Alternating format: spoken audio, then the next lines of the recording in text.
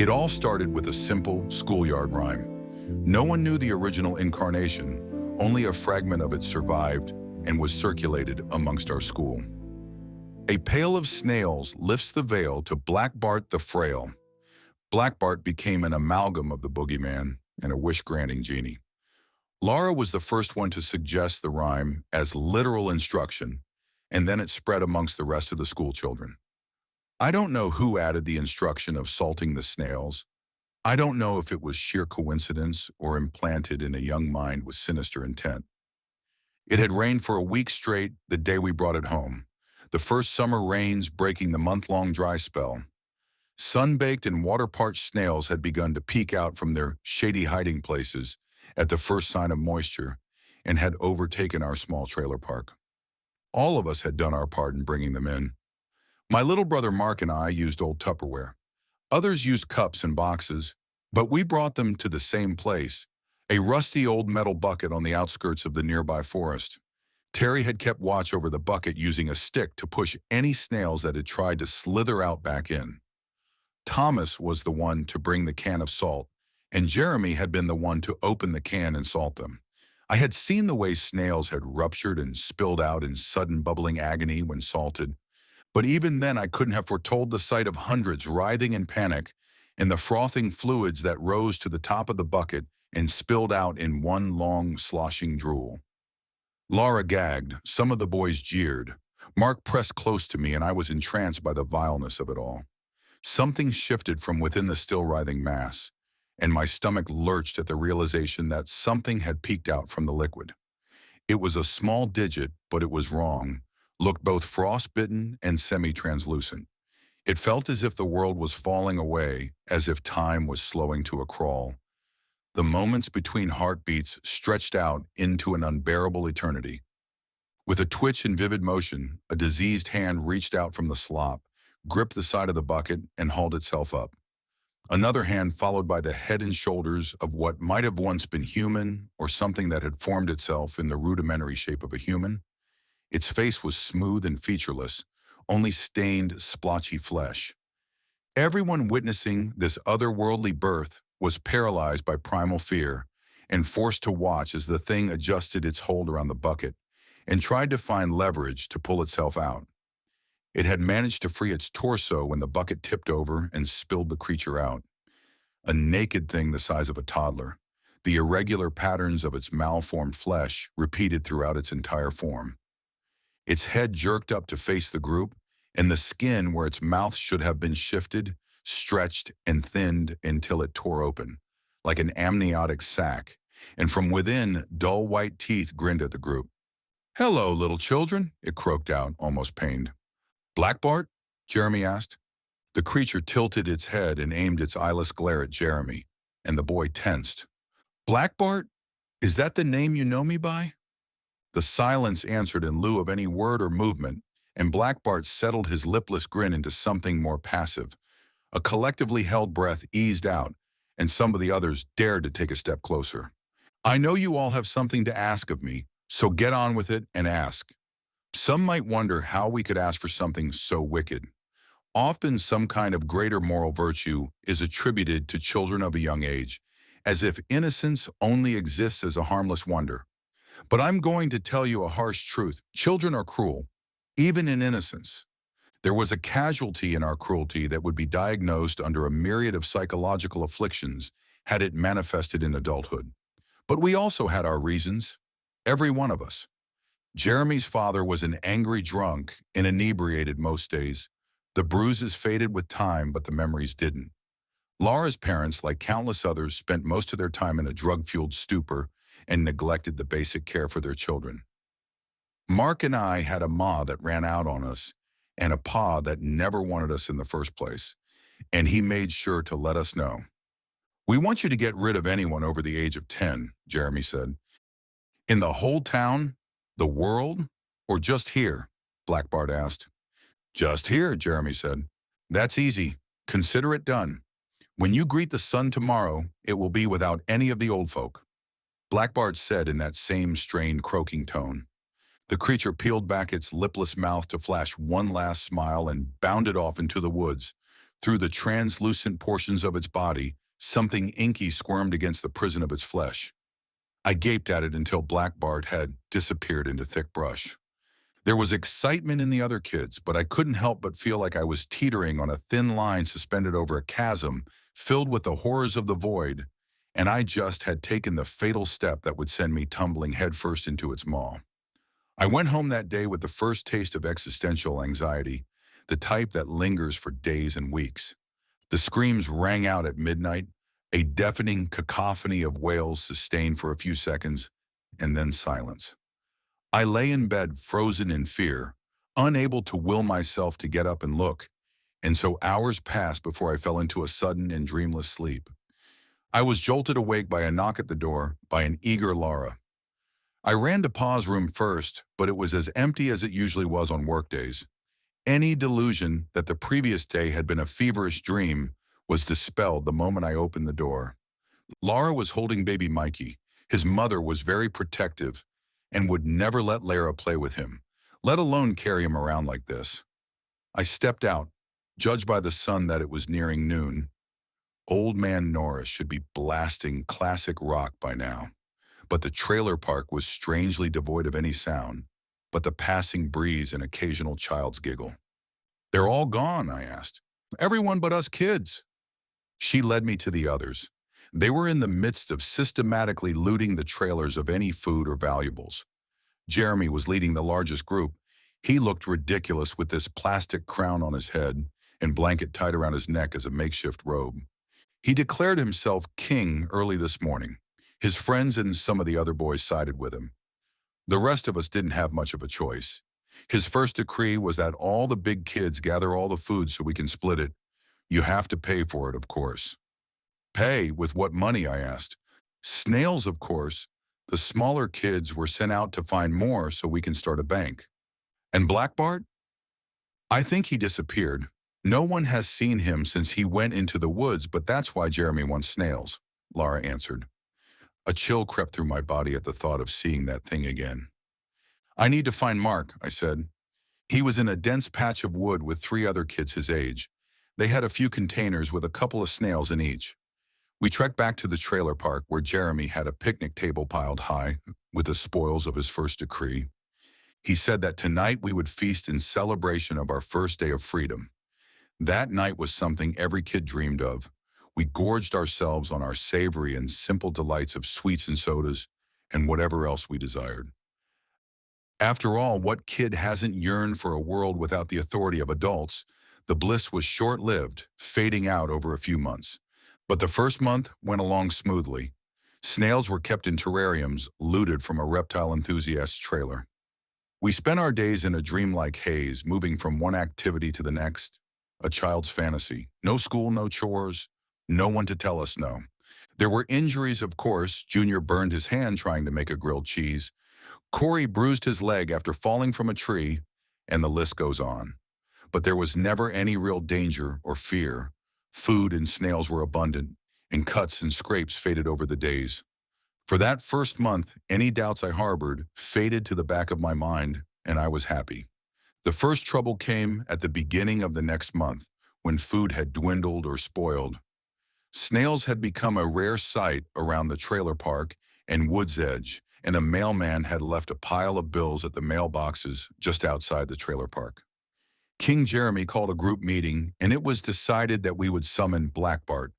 The king's stash of snails was gathered, a bucket was filled, and salt was poured in. As I stared into the violently effervescent sludge and waited for Blackbart to emerge, that same cosmic anxiety crept back in, and I wanted nothing more than to run away. Mark pressed in close again and held firm, held me in place, forced me to watch. Blackbart's hand shot out this time, with enough velocity to fling a long, gooey string of slime onto a crowd of screaming children. Shrieks died down as Blackbart found purchase, and he hauled himself out in one horrific motion. Seeing him a second time, I could better ascertain his form. His skin was translucent, and all the splotchy black and white variegation came from whatever strange liquid sloshed around inside him. It was like someone had filled a clear balloon with muck. Blackbart stood up and swiveled his head around at the crowd. lipless grin ever present. "Hello again, little children. What's the occasion?" It spoke. No one dared move, and after a lingering moment of hesitation, Blackbart gestured for an answer aggressively enough that Jeremy took a step forward and spoke. "We ran out of food, we would like some more," he said. "That can be arranged quite easily. But I won't do this for free. See, I got to eat too, so who will you give me in return?" it said, tapping its nailless finger along its teeth. "We have some more snails." "The snails are nothing more than a medium for my traversal. For a trade to be made, you must give me something much more substantial. Last time you traded everyone but yourselves. What will you give this time?" Blackbart spoke. In the moments of silence that passed, each heartbeat came with a thunderous fury, slow and stretched out. When the finger was pointed, it was with a cold and impassionate cruelty known only to children. Nathan's eyes went wild at Jeremy's decision, casting glances at the other children, as if asking for them to intervene. When he looked at the savage grin on Blackbart's face, the 7-year-old let out a yelp, a puddle of piss forming around his feet, and sprinted towards the woods.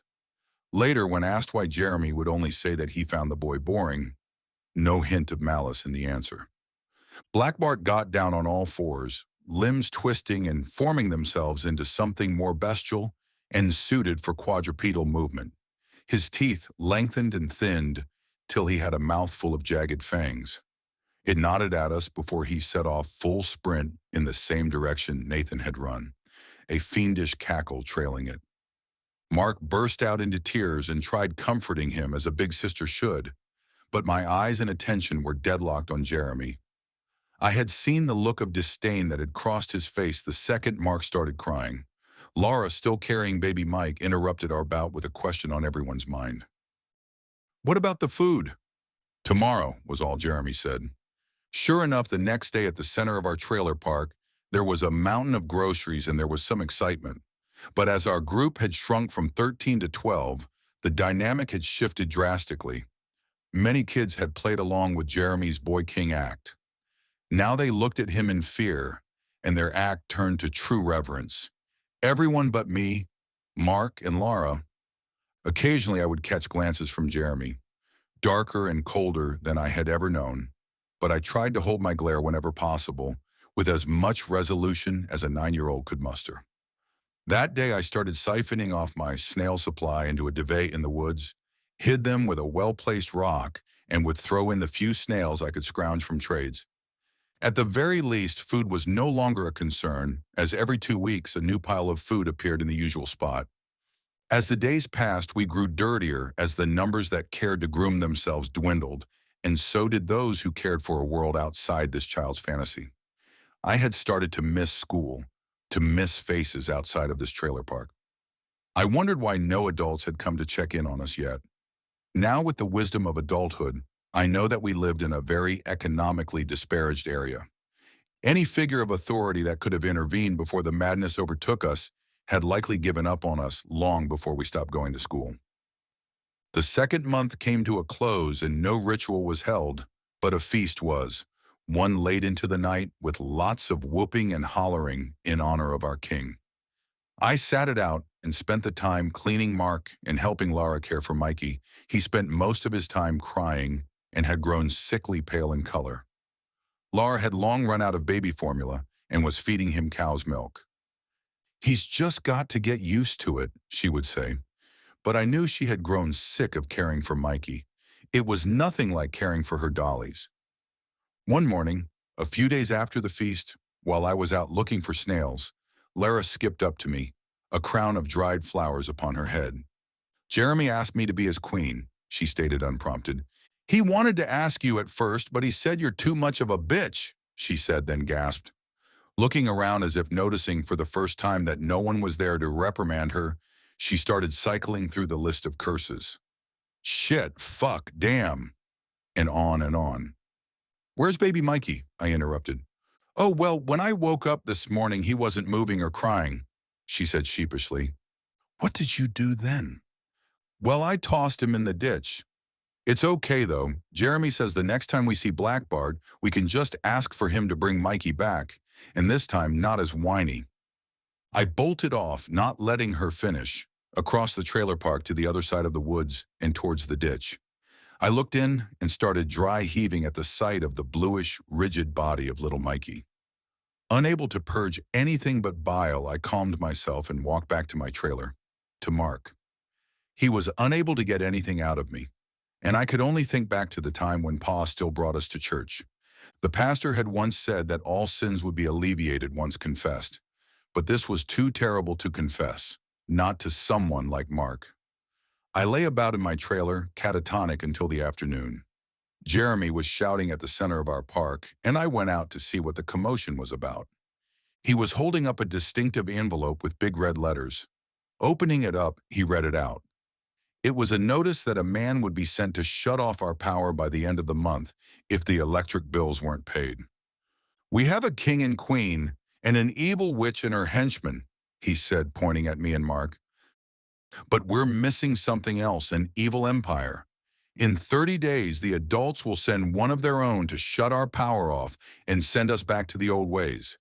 I say we declare war and strike before they take us all away." The crowd of children erupted into cheers, and I could only watch as their screams reached a fever pitch. I didn't see who threw the first rock, just felt the ridge of my left eyebrow explode in searing pain. I grabbed Mark and used my back to shield him from the barrage as I ushered us back into our home. A few rocks pelted our door, and the kids chanted, "Stone the witch." But soon enough, their interest shifted elsewhere. I should have been scared, but with the arrival of the electric man at the end of this month, I saw a light at the end of the tunnel. The third and final month was sheer madness. The other children further devolved into savagery. They could be heard all hours of the day screaming as they trained for war. I had to barricade myself in my house and block the windows. Since the kids had taken to throwing stones at me whenever possible, I had earned the moniker Cassidy the Witch. Mark and I went hungry often enough, and we had subsided off scraps we could steal, the occasional basket of food left at our doorstep, courtesy of Laura. Every other day, though, the food pile was guarded by Terry and Corey, now wielding broom handles with large kitchen knives duct-taped at the end. Mark had grown distraught as the days went on. "I miss Pa," he would often say. I could sincerely say the same. Once I had the chance to sneak out late at night, I crept past the trailers with a satchel full of salt into the edge of the woods. Guided by the light of a full moon, I walked past a group of trees with dozens of fresh cuts and stabs toward the duvet I had been hiding my snails in. I was devastated when I found that the majority had died. All they had left was their shells. Picking one up, I noticed the entrance was sealed by a thin film and realized that they had gone into hibernation. Water would rouse them from their slumber. Realizing this, I ran back to my trailer to get a cupful. But by the time I was ready to return, Corey and Terry were out on patrol, and my moment to converse with Blackbart was lost. By the time I had my next chance, I had lost the nerve. I didn't want to see that monstrosity again. I didn't want to feed it another life. The day of the electrician's arrival was close enough that I had laid my hopes with him. It was early morning when the crunch of gravel awoke the trailer park. An unmarked white van had parked just outside of our little pocket of madness. The man that walked up was middle-aged and scruffy, wearing nothing but a simple jumpsuit. Sleepy eyes went wide at the sight of nearly a dozen filthy children gathering to impede his path. I flung the doors open and ran out, calling out to the stranger, "Mister, we need some help!" Pain exploded from my side as a rock bounced off my flesh. Another caught my shoulder, and the cries of "witch" fell upon the lips of the crowd. "Hey, what the hell are you kids up to? Where are your parents?" the worker interrupted. His eyes locked with mine, and I shook my head. He turned his gaze to the shoddily armed crowd, eyes lingering on the broom handles with duct-taped knives. Shaking his head, murmured something about needing to make a phone call, and turned to head toward his car. The crowd was frozen in place, no one willing to make the first move, and for a moment I thought that this man had brought back some old-world sanity into this realm ruled by children. Jeremy was the one to make the first bounding step, charging forward with his weapon thrust forward with killing intent. I screamed as loud as I could for the worker to run, to turn around, to do anything. The man spun on his heels to face the children, saw the kitchen knife's deadly arc, and moved to dodge, but the end still bit into his side, deep and cut clean through. "Fuck!" he screamed, and the crowd of kids should have relented, realizing what they had just done. But instead, some barrier deep within their psyches gave way, and the screaming began. They charged and circled and stabbed in all directions. No logic, just fury.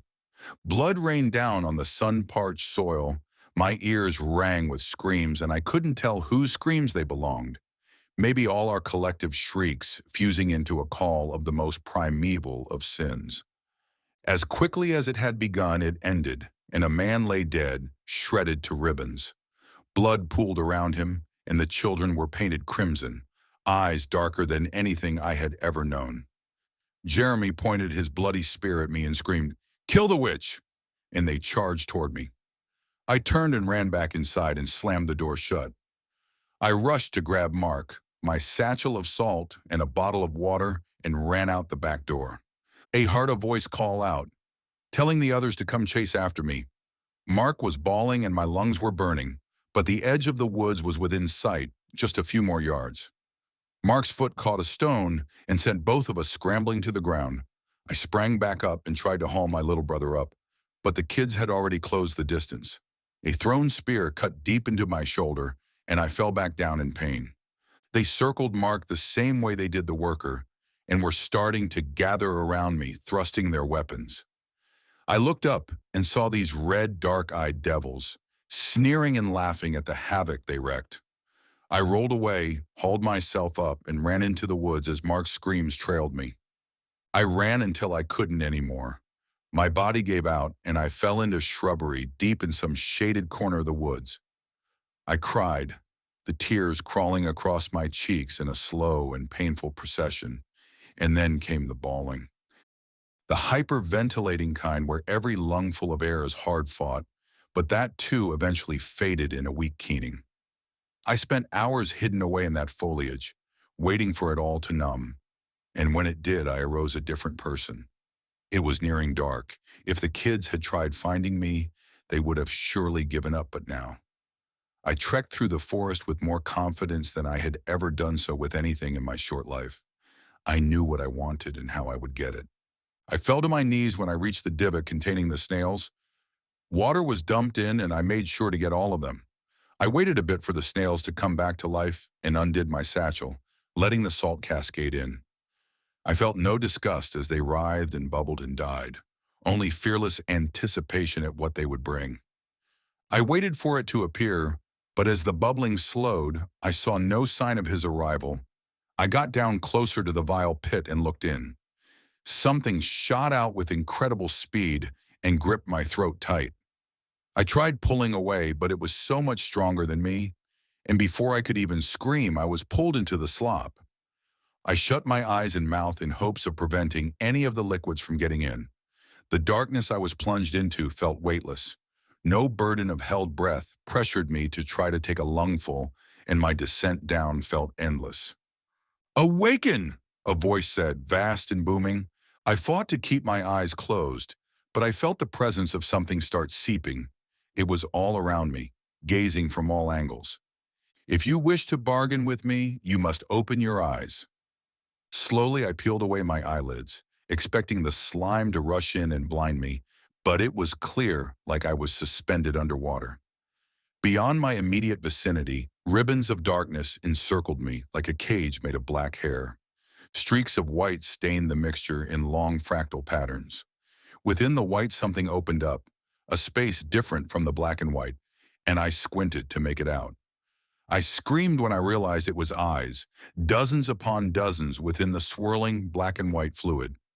I realized then that this amorphous thing must be Blackbart's true form, the thing that had moved within his translucent flesh, and I closed my eyes again to block out the maddening sight. "Keep them open, and ask, child, tell me what you desire." I forced myself to look and said, "I want you to take Jeremy and make him pay for the things he's done. I'll sacrifice myself for this." He answered, "I've had my fill. I do not need more lives. Your payment will be something much more substantial. When the time comes, you'll know. Consider this contract complete. The liquid surged upwards, dragging me with it. We accelerated faster than I had ever experienced, and my head rushed with nausea. We crossed some threshold, and I was freed from the liquid and launched into the open air. I saw the night stars for a moment before I tumbled onto the forest floor, dry and dazed but unscathed. In front of me, Blackbart had taken a strange serpentine form. Dozens of clawed appendages sprouting from its side, it let out a cackle and launched towards the trailer park with dizzying speed. I was on its heels, trailing it all the way, needing to see what he would do. It reached the children before I did. I heard the panicked shrieks, and I ran up to see the carnage. Blackbart towered over the screaming children. Its limbs held a bawling Jeremy. A hooked claw dug deep into each of his limbs and slowly began pulling him apart. I looked away, let my scream join the others, and shut my eyes tight as the sound of Jeremy's agony reached a crescendo and ended with the abrupt squelch of rupture. The sound of raining blood and entrails and the soft thud of a life taken coaxed my eyes open, and there before me stood a bewildered crowd. Blackbart nowhere in sight. There was a moment of collective confusion, but as realization set in, their eyes hardened. "It was the witch!" Lara spat, and soon the others joined, makeshift spears in hand, as they waved them toward me with the promise of violence. I stood my ground, eyes locked on Jeremy's discarded plastic crown, the very one that had begun all this. If this was the end of me, I was ready to make peace. A child. Corey, I think, took a lunging step forward, intent on plunging the blade deep into my chest, but the flashing of lights and the whoop of a siren jolted everyone to look behind them. A police car, of course. The police would be called for a missing utility worker. 2 cops stepped out of the vehicle. One with a blinding flashlight took in the scene. He called for backup while the other, a woman, asked what the hell had happened. It caused it all to come bursting out of me in one horrible bawling confession. It was me. I brought it here. I let Mark die, and I killed Jeremy. We were all taken away, of course, and repeated my confession to anyone that would listen. I once heard that to confess one's sins was to alleviate yourself of their burden. But in the years since no relief was found, I think it's because no one listened or believed me. We became wards of the state and were scattered around the country, and it was all chalked up to the trauma of abandonment. All blame fell on our absent parents, and theories from mass drug-induced psychosis to religious mania as a way to explain their mass abandonment. I'm in my mid-20s now, and I don't want to carry this around anymore. So I'm hoping someone out there will believe me and take some of the guilt away from me. Reflecting on all that happened, I think that we became a microcosm of sorts, reflecting something deep within us, something that scares me to this day. One final thing sticks with me: the subject of payment. Blackbart never collected, or so I like to think. I don't know what happened to the others after we split up. I like to think that his ritual died with our childhood, but in the same way that it crept in and poisoned us, I've retold his tale here. Maybe someone out there will read this and get a bucket of snails and a can of salt, and when Blackbart hauls himself back out into the world, I think my debt will finally be paid.